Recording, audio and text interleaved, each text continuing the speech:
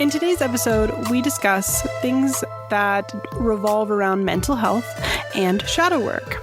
We'd like to take a moment to acknowledge the fact that mental health is a very serious matter that should not be taken lightly. And if you are somebody who is suffering with depression, suicidal thoughts, or any kind of mental health struggle where you feel hopeless, please note that you are not alone and there are options out there. You can call 988 for the suicide prevention hotline, or you can text BRAVE to 741-741. You're not alone, and we love you.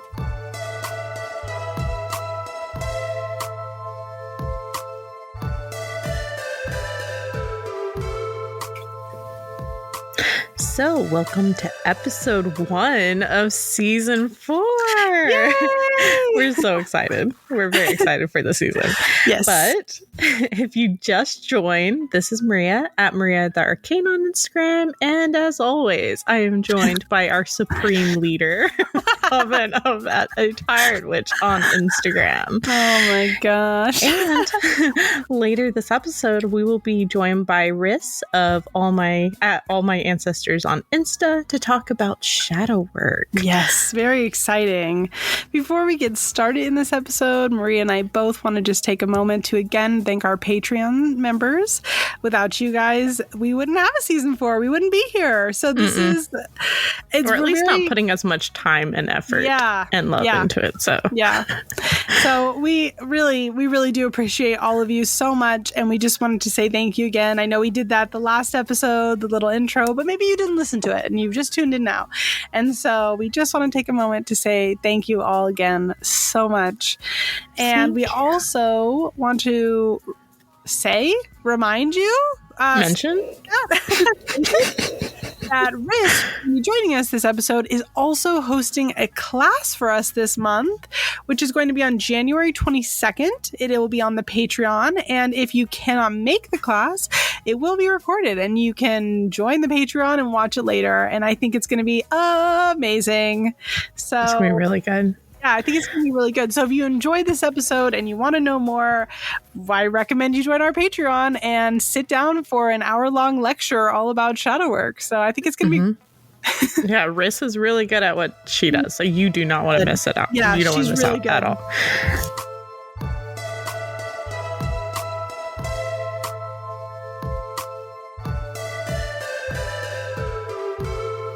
If you're just joining us this week, every week, we talk about upcoming lunar phases and how we can utilize them in our magical practices.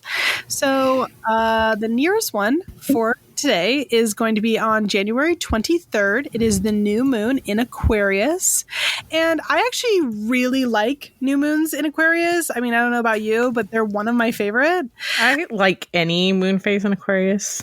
That is true. Yeah, no, I agree. I fully agree. Things get artsy, fartsy, and weird, and I love it. Yep. Aquarius new moons are a really good time to kind of unleash your dreams and your ideas and just really kind of embrace your own uniqueness, which can come in the form of, like Maria said, creativity and like making things. And it can also come in the form of like radical self-acceptance. You know, we are talking about things like shadow work this month. New moon in Aquarius, in my opinion, is a really good time to begin a journey like that because it is so inspired, I guess you can say. And sometimes inspiration can come in the form of ourselves and our relationship with ourselves. This isn't necessarily to say that this is a good mood to maybe deep dive into trauma. But it is a good new moon to start doing things like, you know, if you are somebody who's into affirmations, start writing some about yourself. What's cool about you? What do you like about yourself? You know, maybe if you're somebody who struggles with body image, this is a really good time to write down 3 things about your body that you absolutely love.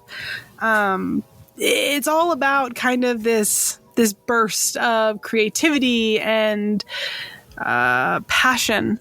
And, you know, the relationship with self, in my personal opinion. Yeah, no, I definitely agree, because even on our monthly outlook, I think that Aquarius helps us reveal our like true natures. Yeah. Yeah. And, part of that is shadow work and stuff, but also you can use like art in order to, set the intentions to accept your true self by using the Aquarius new moon. Yep. So, yeah. I just think I love it. I love this. I love this new moon. I think that all the Aquarius moons are amazing. Yeah, I'm fully about it. So I think that everyone should relish in it. Mm-hmm.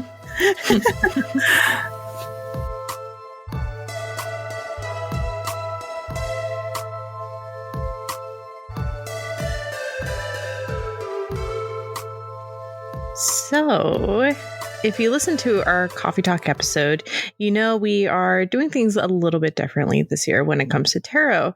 If you haven't yet, or if you just joined us this season, in lieu of choosing a card and discussing it, we will be having conversations about different whole sections in the tarot: the Major Arcana, minor Arcana, Cups, Wands, Swords, Pence, and then we will go over the Aces, Wands, and so on.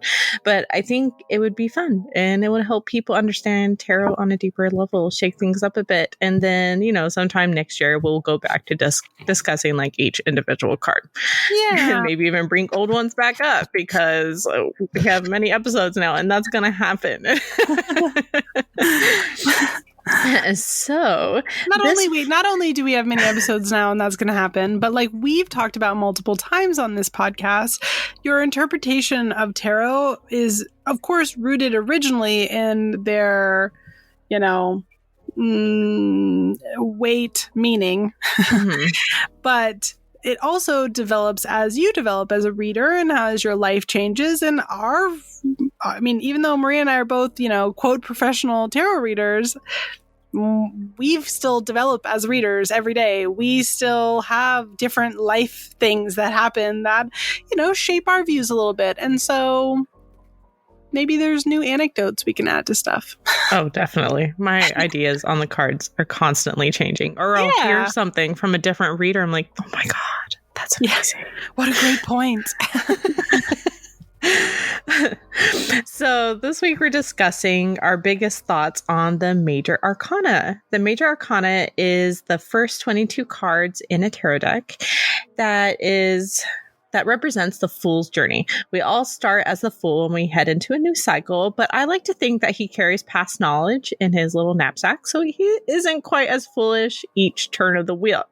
And as the Fool moves forward on his adventure, he steps into each archetype of each of the upcoming cards to represent them, such as the Magician, bringing his intentions down to reality; the Emperor, the power to get things done; Death, rebirth; the Star, dreaming of the future. Then eventually he gets to the World, which represents, the ending of a cycle archetype. So yes, the Major Arcana shows major themes that play out in our lives through our readings. While we could speak about, really dive into the Major Arcana for like a whole podcast, we really want to concentrate on how to read this part of the deck when it pops up in our own readings. So when the Major Arcana pops up in my readings, it totally depends on like the context of the reading. Mm-hmm. Like, let's say you are pulling a card of the day for what to expect, and you pull Death. It doesn't necessarily mean something huge is going to happen and cause a huge rebirth in your life. I find in those sorts of situations, it shows either an event that could play a major role in your day, or just an archetype you'll be stepping into or will interact with for just like 24 hours. Keeping the Death card in mind, it can show like starting your day off super grumpy and then having a huge cup of coffee and being in a better mood for like the rest of the day. That coffee causing a rebirth of sorts, which plays a major role in your day. Not speaking from personal experience. I mean, she is. Now, lying to you here today. Definitely. Now, in broader readings, that are meant to show you like huge happenings in your life currently, you can take those major arcana cards a little bit more seriously. Okay, not a little bit, but very seriously. They can represent actual huge situations or roles you'll be stepping into, and possibly things you need to prepare for, or even do what you can to avoid. Now, what I'm about to say isn't true for all readings, but I do think it is important to at least see what cards come before and after you pull a major arcana card. I do find that our lives do tend to follow in the Fool's footsteps while on his journey. Like, let's say you pull the Tower. Most likely it was caused something in your life that is represented by the Devil, which is the card that comes before it. And after we have our Tower-like moment, there is almost always like a time where we spend reflecting on that Tower moment, and where we even start dreaming again about what the future can bring. So that is the Star, which follows the Tower. So how do you work with Major Arcana, Robin dear? For me, when I see the Major Arcana, it is, for lack of a better term, a red flag for the reading. Not necessarily a red flag in like a this is bad, but a red flag in the I need to be paying a little bit more attention to this. You think about like when you see a utility car on the side of the road and it's got like the flashing lights above it, it's trying to like let you know that there's work happening here and we need to pay attention to that and be cautious of it, right? And so when if we're taking out the context of exactly what you said with the looking at the cards around it, just on its own, it means that I need to pay a little bit more attention to why this came up in this reading. Because for me, the Major Arcana is, like you said, a part of the Fool's journey, but it's also the human experience. It's not like, one of the minors where this is kind of maybe a one-off little situation that we need to address. This is something that maybe is going to be repeating a little bit more in our life. Something that's going to be touched on a little bit more because it's a part of that, bigger journey for us. That doesn't necessarily mean it's bad or it's good. And like you said, you take the coffee cup example, like you said, that with death, that maybe you wake up super grumpy, you have your cup of coffee and then you're much better. Well, maybe that is part of your human experience that is constantly repeating, which is that you're not getting good quality of sleep at night. And so it's got you waking up in a really crappy mood. And that's something that needs to be addressed on a bigger scale. It's our human experience. It's bigger, it's deeper than necessarily a minor card, and we should give it a little bit more attention. That's how I see it. No, I definitely agree. That was a good way of putting it. Thank you. You're you welcome. Too.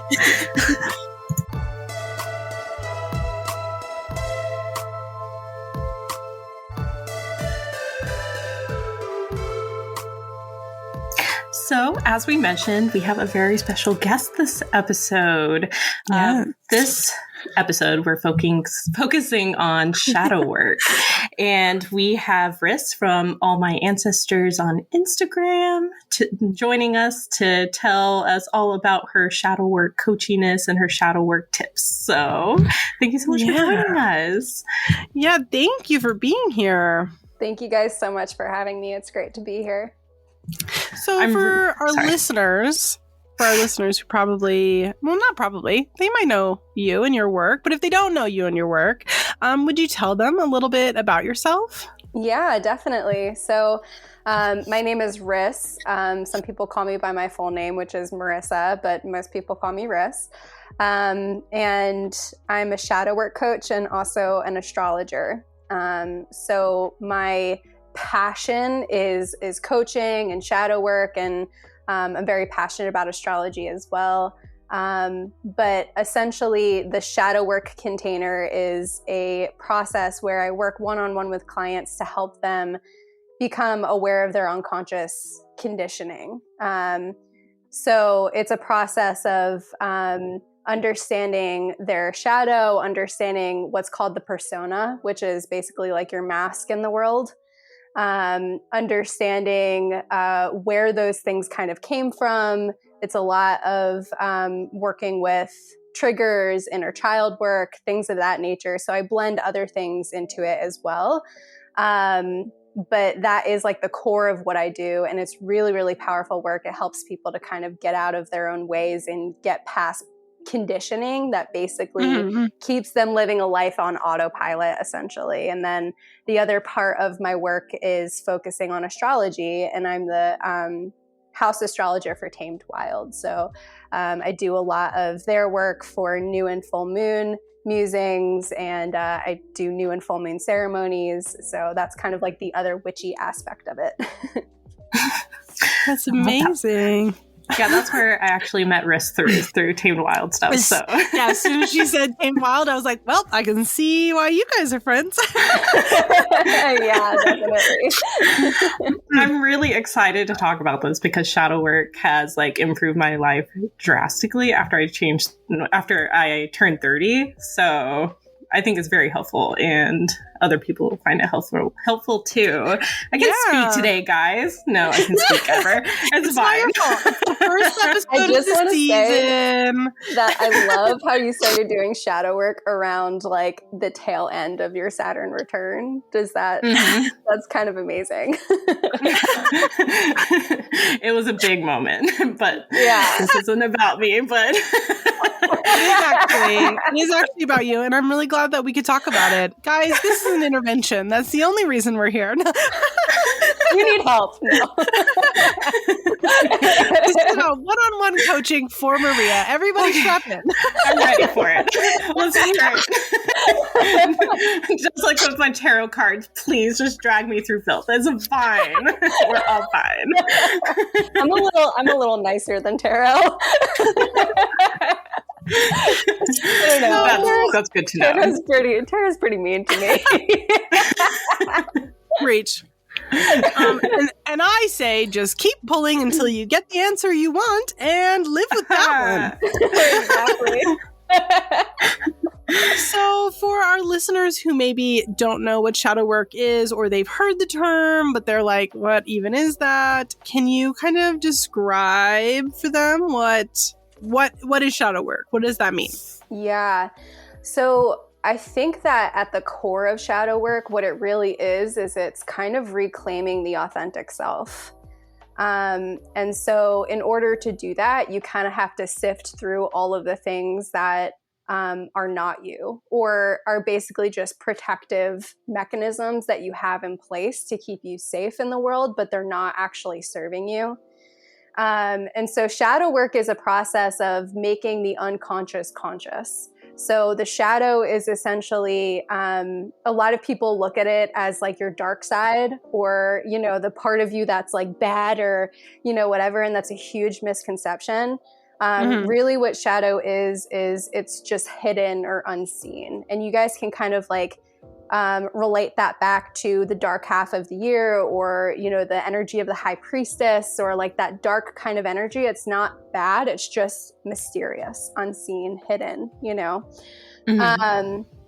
And so it's really shining a light on that part of you and allowing you to step into parts of you that you may deny, reject, or disown. You may not see them as acceptable or safe to actually embody. And so you kind of move through the world embodying somebody that you're not. And so this can lead you to choose the wrong relationships, the wrong careers, life paths that don't actually align with you or speak to you. And so it really is kind of a process of actually becoming whole. So, and that process is called individuation. So that's a big word. Yeah. So instead of like living a life that is in alignment with a fragmented self, you're living a life in alignment with the whole self, if that makes sense. Is it okay? So if you could put it into maybe another term, again, like for people who maybe don't know, you know how like holistic medicine is the whole self. So it's doing things like meditation. It's your diet that you eat, the supplements, your exercise, like it's the whole picture, right? So could we then rephrase shadow work to say that it is like the whole self kind of emotionally, and like it's the holistic Yeah. Yeah, no, that's right on point. Yeah, it is really like the whole self. And the whole essence of it is basically we relate to parts of ourselves differently than other parts of ourselves. So some parts of ourselves we relate to differently in the way where they're acceptable. It's okay to share those things with other people. We have a good relationship with those parts. And then there are other parts of ourselves that we do not have a good relationship to. And so that can look like sometimes we'll avoid that part of ourselves or deny that it's there, or we won't show that part to other people, or, whatever that is. And so shadow work is really a process of kind of leaning into acceptance for all of the parts of you. And this work is powerful because it allows you to basically free up space to just be yourself. So I can give an example if that would be helpful. Let me know. Yeah. Okay, cool. So I was just with a client right before this, and I was giving her an example. So I'll use the same one. So let's say that your parents didn't have a very good relationship to anger. They taught you that anger was not okay to feel, that it gets swept under the rug, that it's just an unacceptable emotion.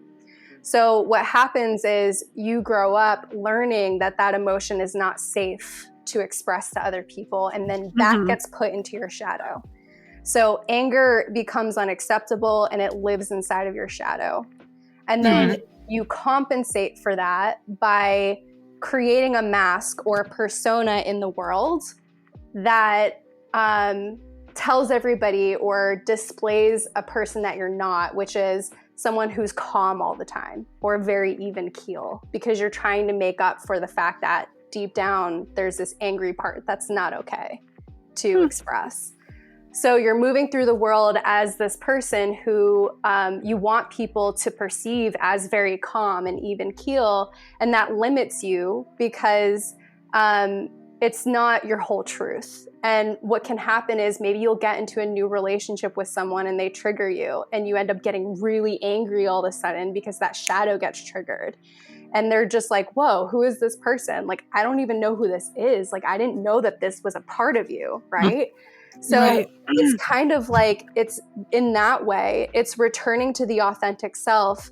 And if you actually just change your relationship to anger and you deal with that shadow, that anger probably won't be as big, like nearly as big. So when you're triggered, you might be conscious of it and it might be there, but your relationship to it is different.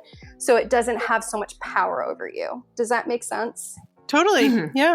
Yeah. So yeah, I hope it makes that was total a good sense. I hope that was a good example. It was a great perfect example. Yeah. Cool. So how often do you think someone should practice shadow work? To me, it's kind of like a lifestyle, to be honest. So I'm kind of always practicing shadow work. And it can look like a lot of different things. It can look like small practices. It can look like something that's much more extensive. But you could literally just make it a practice to become aware of when you're triggered and do that multiple times a day, every day. And that's a part of shadow work. You know what I mean? So yeah, I would say that I think that it's important to do it, as much as you can. Not in like so much where it becomes, obsessive or anything like that. It's more so, I would say, maybe everybody's different. That's what I want to say.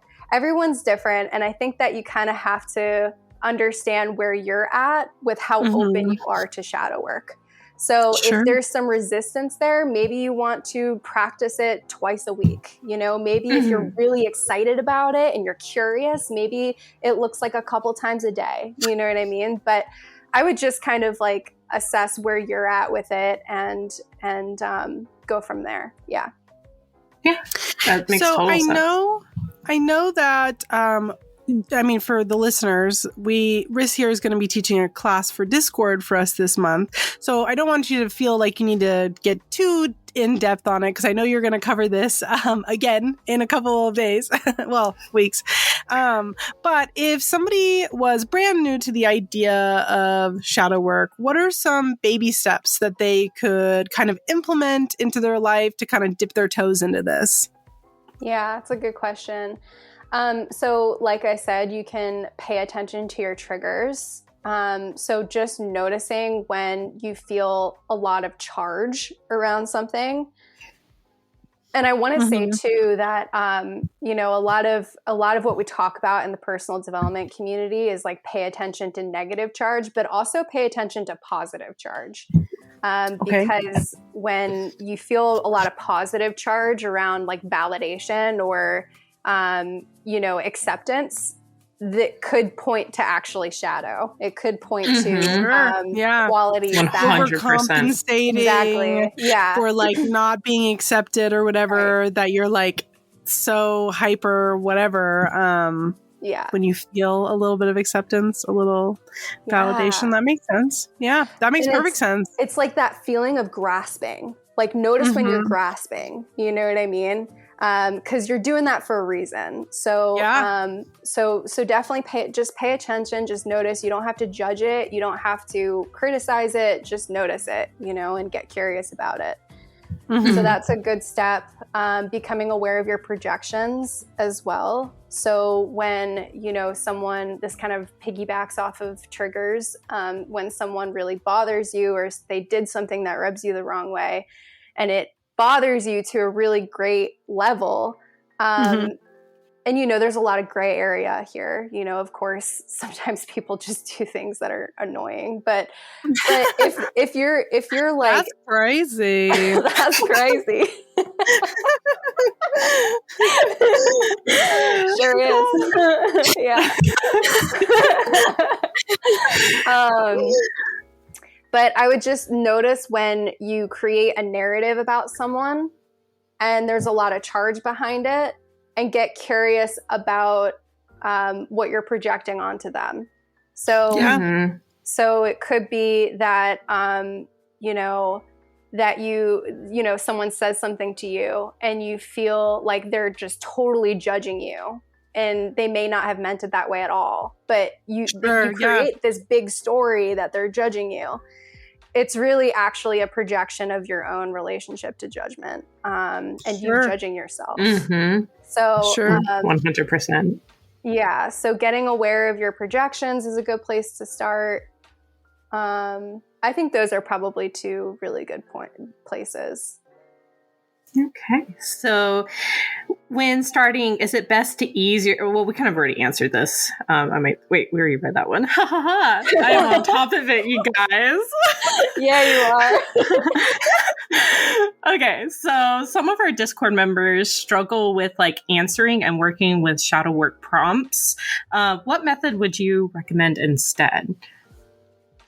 Yeah.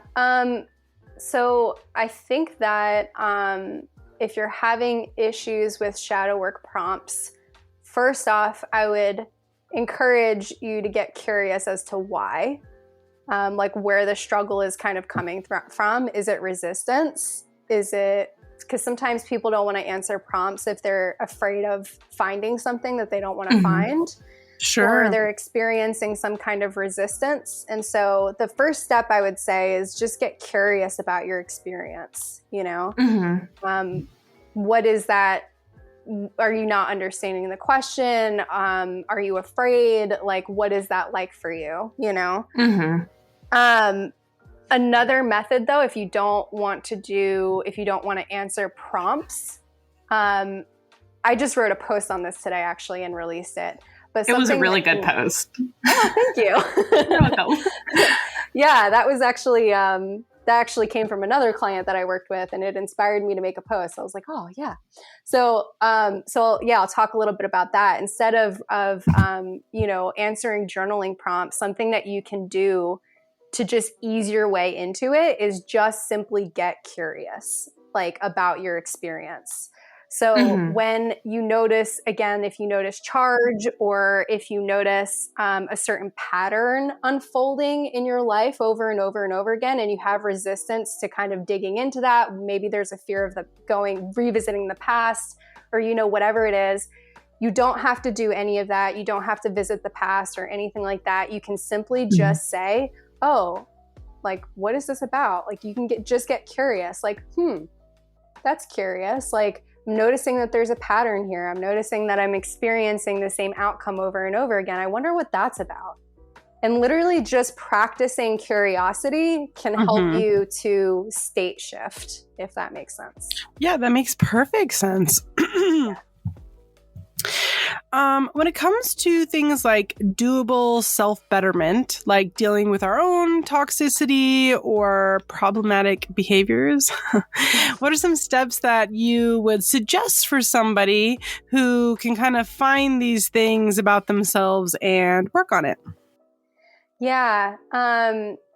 So the question is, how should we sort of approach our toxic traits and work with those? Yeah, and like kind of figuring out maybe when we're the quote problem and how to tackle that. Yeah, especially totally. Like, as you said, in like relation to like someone does something and then you react to it just as negatively. Thank you for clarifying that, Maria. That's a very good way to say that. Yeah, for sure. So, I would say that, again, the curiosity piece is important. And the reason why is because it removes a lot of charge. So what can happen sometimes is when we start to do shadow work and we start to take responsibility for these things, responsibility can actually trigger a lot of shame for people. And so it's important that as we start to lean into this, that we get in the habit and start practicing relating to our toxic selves in a healthy way. So that means, like, instead of judging it, or instead of making it wrong or bad or evil, and if you do that, by the way, you're literally just pushing it back into the shadow every time you do that. So the work becomes to, when you notice those toxic tendencies coming out, or when you notice, yourself acting out that way, A, getting curious, like I said before, but B, also leaning into compassion, which may or may not be accessible at the time, depending on where you're at in your inner work. But compassion for yourself, because you know that this is coming out because there's some part of you that's feeling pain. There's some part of you that's hurting. So, and willingness to listen to that part of yourself. Instead of judging it and dismissing it, like seeing it eye to eye and allowing yourself to have a willingness to understand, I think, is the best way to start interacting with your quote unquote toxic self, Yeah. I don't think that people are per se toxic, but I do think that the human, it's the human experience to have toxic traits. We're not perfect. We are not perfect people. I mean, I am, but that's because I'm the supreme. It would not be the first episode of a season if I didn't get to say I was the supreme at least once. Hey, of course. We have to start off the first real episode was saying you're supreme. Thank you. Well, on that note about toxic stuff, there is a toxic shadow work advice going around in the witchcraft community. And it's mostly on like things like TikTok. For example, influencers are telling everywhere these days. Yeah, influencers are telling people who are poor to do shadow work when abundant spells aren't working in order to get more money flowing towards themselves. Like, how do you recommend avoid getting into that toxic side of shadow work? This is such a big topic. I literally just recorded a podcast episode on spiritual bypassing the other day, and it's such a big, big topic. And first, I want to say, too, that the people who are who might be spiritual bypassing or gaslighting or, whatever, they're not doing it on purpose, they're probably trying to be helpful. But you're right. Sometimes it can be toxic, for sure. Mm-hmm. I would say that it's important to acknowledge the gray area for these creators, and that different people are in different situations. So one person, I was explaining this earlier, one person may be, I think you used that example of someone being poor, right? Mm-hmm. Yeah. So let's say somebody, it's always like pattern versus circumstance. So if someone is really, really poor and they were born into it and they don't really have a ton of control over it, that's different than somebody who is in a situation where they just keep making bad financial decisions because they have a poor relationship to money. So you have to look at the gray area and where people are. And I think to avoid this gaslighting or spiritual bypassing, I think we have to, instead of assuming that we know what's best for another person, because we don't, I think we have to be more willing to address the gray areas and to get curious about other people's experiences, and to maybe even create some more education around, maybe if somebody makes a video like that on TikTok where they're like, hey, you should do shadow work, maybe they should follow it up with, and this may or may not speak to you. Like, you get to decide, this is who it would work for. This is who it wouldn't work for. If you are interested in doing shadow work, here are some professionals that I know of. Like, so just kind of maybe like educating people and just being open and curious about people's gray area. Yeah. And adding maybe even like, not to add to what you're saying, but maybe to clarify, like adding a little bit more nuance than just saying something as passive as, do your shadow work about it. Right. Yeah. You got hit by a car That's and you're why injured. That's why I hate things like TikTok and stuff like that, because TikTok videos do not leave you enough time to talk about like something that important. Really, really, when we're thinking about it, unless you're getting like a book or a class, you know what I mean? In most cases, nothing can be summed up in social media content. It just can't. At all. Now, are there creators out there who make hour-long YouTube videos? 1,000%. They exist. It couldn't be me, but they exist. But they are few and far between, and the ones that are doing it, you might not resonate with. And so you have like slim pickings to begin with. So. And it's a slippery slope too for people. Massively. It's tricky because like leaving it general like that, it can actually create damage for people who, that wouldn't work for. So it's a slippery slope for especially people who struggle with shame. And, if you tell someone like, oh, you got to do your shadow work about it, like it can come off as a little blamey, like taking responsibility for your patterns is can be a very fragile process. And so you don't want to just kind of like throw that in somebody's face who struggles with maybe shame or taking responsibility. Like, there's a way that you kind of hold them in that, you know what I mean? So yeah, so maybe just addressing more nuance, like you said. Yeah. Mm-hmm. Yeah, completely agree. Well, our final question, and then we'll let you go. At what point do you feel somebody should take it a step further and seek counseling, therapy, any kind of like, deeper, not, for lack of a better term, not to dumb down shadow work, but not DIY stuff. It's getting that kind of extra care. Mm-hmm. Yeah, because that stuff is shadow work too. I don't think people really realize that going to therapy is shadow work. Yeah, totally.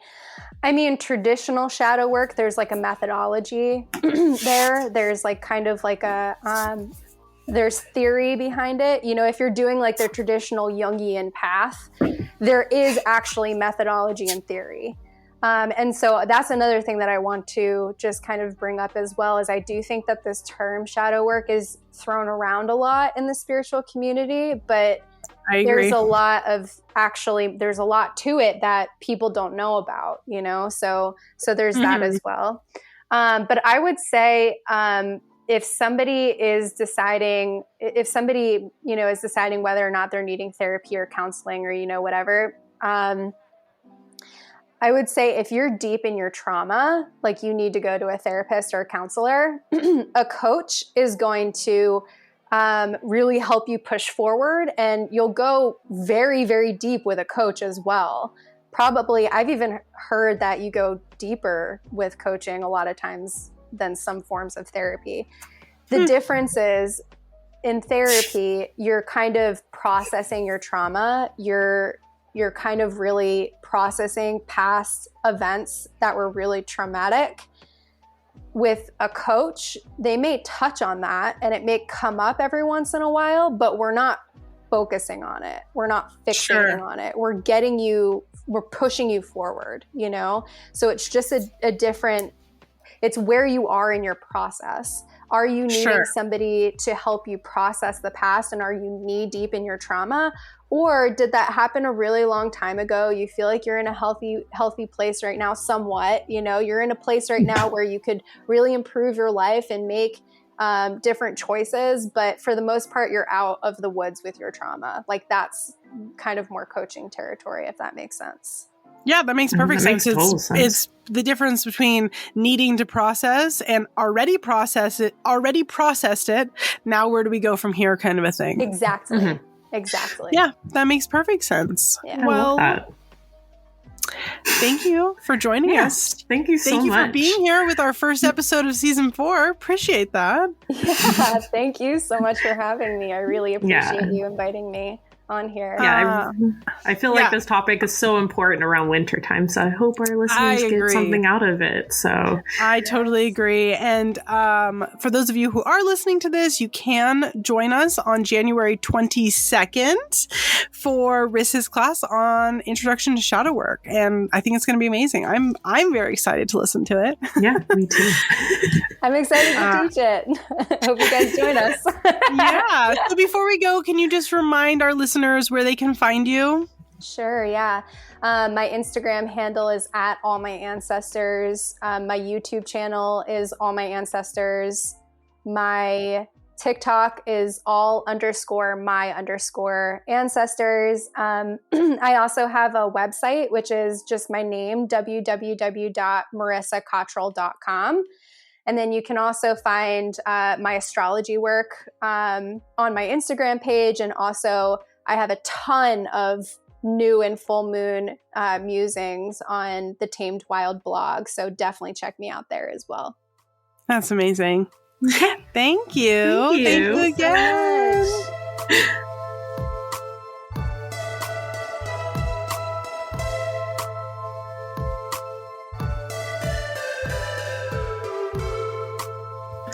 So, Robin, what is stirring your cauldron right now? You're making me laugh.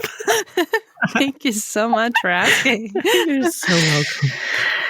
Children's books, specifically for the witchcraft community. I know that we both know Moondust Press. I'm completely obsessed with them. They make kids books. They have one cute. That I just got sent an advanced reader copy for. I don't know if I'm allowed to say what it is, so I'm not going to. I just got to send an advanced reader copy for, so that way I can do an endorsement.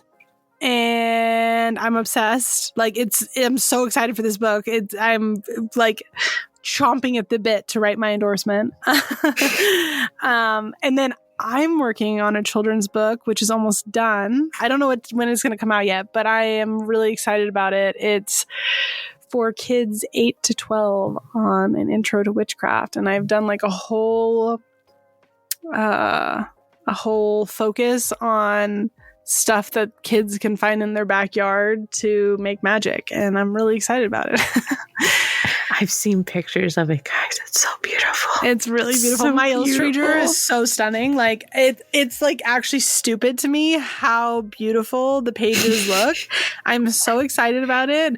I'm so excited I'm almost done with it. I can't wait for it to come out. But I'm just like, I'm all about these kids books right now. Like not just my own, but there's a bunch that have been coming out that are just incredible. They're exciting and cool and like thoughtful for children. Do you know what I mean? Like it's not something that has kind of been half-baked, and I think it's fun and cool. It is. You don't really see stuff for like that age group or anything like that, you know? Is that, I don't know if it was last season or the season before, but when we had Tenny on, and we talked about like nature magic with kids and how kids are just naturally believers, I guess you could say. I think it's sweet and wonderful that people are trying to harness that for them. Because it's nice. It's nice to see. I don't know, it's cool. Kids naturally do just understand magic, and then we forget about it. And because there's nothing like this stuff out there to harness it and cherish it and nurture it. And I'm excited that all these options are coming out because it helps kids maybe not stuff it down. Yeah, especially like families with ours. There's tons of, different books for families not like ours. So it's good to know that there's material out there for families. So yeah, I like it. I think it's cool and fun.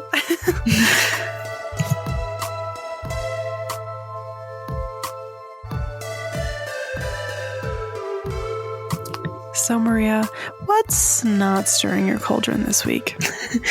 Let me tell you. So, like, I just feel like last year went by so fast. I feel, every year I try to like shoot for balance and stuff, and I think I did great with it. And especially when I started doing the whole, I spoke about this on podcast before, where I started like mindfully slowing down, like even just like walking from room to room, being like, what the fuck? Why are you rushing for? Stop it. But that was until like the later part of the year. But like with being sick so much last year, I feel like I didn't savor moments as much as I should have. I can understand that. Yeah, and it just kind of sucks that it's like, oh, well, another year has come and gone. My witchling's a whole other year older, and it's just like, oh my God. So I'm glad that I discovered the whole growing up so fast too. It's crazy to me. It makes me so upset. I feel like they were like literally born yesterday. This is insane. I hate it. I can't imagine how you feel. No, I'm gonna have a freaking 14-year-old this year. Like, shut up. Take me out. The kids I used to nanny, the ones that I'm still really close with, the older one turned 16 last month. What? Makes me sick. Bananas. Makes me sick. I'm like, shut up. It's just... And then I remind him of his speech impediment that he had when he was a kid, because he was cute. He'd call me Wobbin. Aww. He'd be like, oh, come on, Wobbin. And he goes, I had a speech impediment. I went to speech therapy and got it. I'm like, all right, calm down. Sorry. You're just going to bring it back up. And now he's... you. I was like, I thought it was cute. Yeah, I thought it was cute. I wasn't teasing you. But I'm really glad I did discover the whole like art of slowing down last year, because I really am going to implement it this year. I'm going to spend less time on my phone because it's gotten out of hand. Yeah, I put timers on my phone. I think I've started doing the same. Like, I think just from being sick. Sorry, go ahead. Yeah, no, go ahead. Just from being sick, I would reach for my phone because that's all I would have the energy to do. And I think that created a very unhealthy habit of like being like, I'm just going to mindlessly scroll. I did what you said. I've gone through my time, like how much time I spend on my phone. They've got like that weekly report, and I see like what apps I'm like wasting too much time on. And then I look at how much time that is, and I divide it by 3. And then I set a timer so it'll like prompt me, and I'm just like, all right, I won't be on that anymore today. It really, like, I did the whole downtime thing where like I'll just put downtime on my phone. Yeah. And then it's like, well, you can override it. I'm like, don't override it. Don't do it. You're horrible. Don't do it. You piece of shit. Your family's disappointed in you. That's what it feels like. So I've been putting down my phone more starting this year. And I've already read like 4 books so far. So that's amazing. Look at you. It's been 10 days. You've read 4 books in 10 days. I just realized that. Yeah. Ma'am, You're out of control. You're crazy. Okay, maybe 2 of those was audiobook. I mean, that counts, right? That counts. You're crazy, girl. I listened to it while I clean. But yes. Crazy. Crazy. That is so crazy. One day we'll tell you guys the joke from one day. But one day we will. Not today, though. Maybe on a coffee talk. Next coffee talk, we'll explain. Yeah, next coffee talk, we'll talk about the crazy. Because I know Riz said it too, like during the main part. But I really hope that this year goes a little bit better. Even if I'm sick, which I will be sick because I have a flare at least once a month. But at least I'll approach it more mindfully. Yeah. I'll approach it more mindfully. That's what I tell my body every month. Honestly, guys, it's really fucked up that Maria doesn't think about us when she's having a, quote, illness. It's really messed up. Look, I'm here, aren't I? Like, my flare is starting. I'm on the couch. I'm wrapped up in blankets. I get a gold star. You sure do.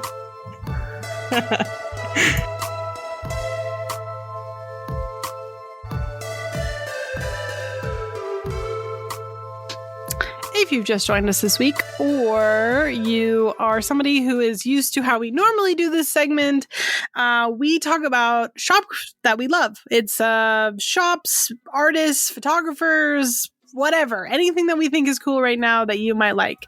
This season, we are opening up the floor to you guys to submit us stuff that you think that is really cool, that people might like, because we had a realization that there's probably a lot of really cool shit out there that we're missing. So be sure to send us stuff, forward it to us on Instagram, shoot us an email, whatever you think. And we can't promise that we're going to share everything, but what we can promise is that we're going to look at it and do our best, because we want to hear from you.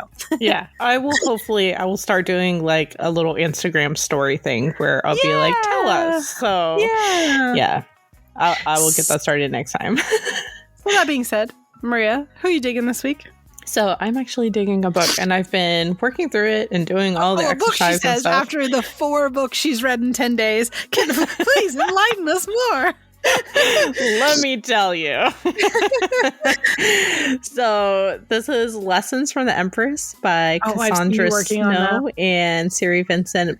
If I mispronounce his last name, I apologize. Plouff. But it is such a great book. If you're a creative person or an artist or anything like along those means, let's just say you want to start getting into art, or even if you just do art for fun, I think that this book is very, like, it approaches tarot from a creative standpoint, and just how they connect all the cards to like the creative process is so interesting.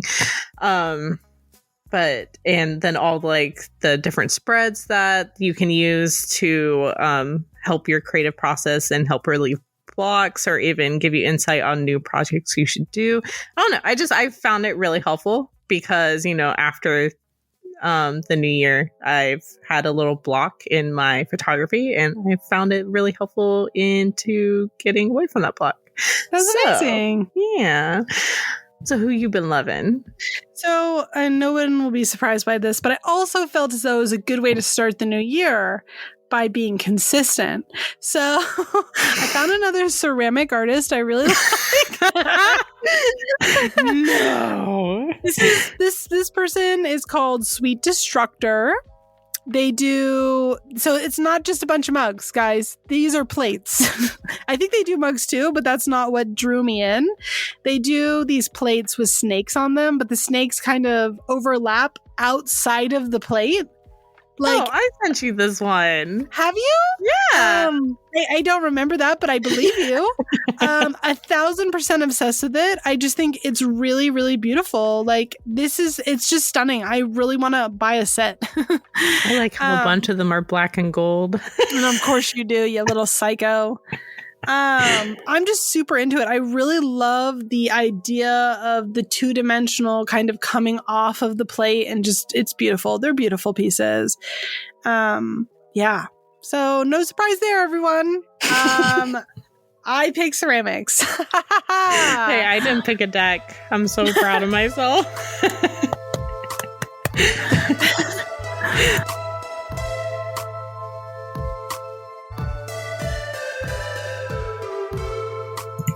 Thank you all so much for joining us today. We hope that we will see you again on Friday, January 20th for our next Coffee Talk episode, or on January 27th for the second main episode of Season 4. Keep an eye out on our Instagrams or our Twitter, or you can just head to coffeeandcauldrons.com to find all of our socials and more information. Don't forget to join us on Patreon January 22nd for Ris of All My Ancestors, who's doing a class on shadow work for the library tier and up. If you would like to watch the class but are not going to be available on that day, it will be recorded and you can watch it a couple days after the class comes out. And additionally, our Patreon Magical Beginnings offers our special 25-minute part 2 episode, a huge library of articles about witchcraft, and even our non-commercial episodes, by the way. If you would rather just skip all the commercials for $1, you can. You literally just can. A Discord community full of fun events and discussions on our Witches First Coven tier. And we even have a tier that offers one-on-one conversations with Robin and myself. So please, if you are loving our sexy, sensual, just chef's kiss voices, take a moment to review us on whatever streaming service that you are listening in from, such as Apple Podcasts or Spotify. We love reading your reviews, and even if you don't leave a review and you just click, a little star button, we really appreciate it. And if you rate us 5 stars, it helps us be seen by others. Thank you to everybody who has already rated us and those who will in the future. We appreciate you so much. So again, this is Coffee and Cauldrons with Robin from At a Tired Witch on Instagram. And I'm Maria from At Maria the Arcana on Instagram. Oh, I just lost my voice. At Maria the Arcana on Instagram. Hello. All right, ready? Yep. 1, 2, 3.